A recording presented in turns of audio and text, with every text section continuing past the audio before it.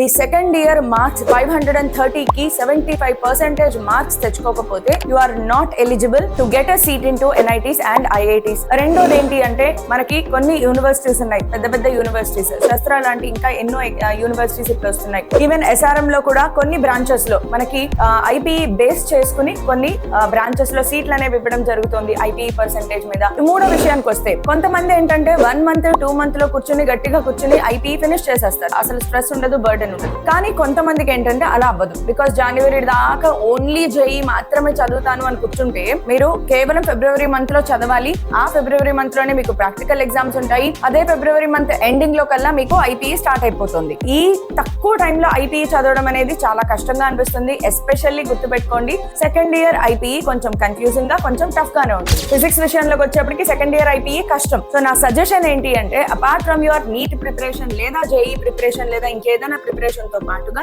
Parallel గా కొద్దిగా మీరు ఐపీఈ కూడా స్టార్ట్ చేయండి.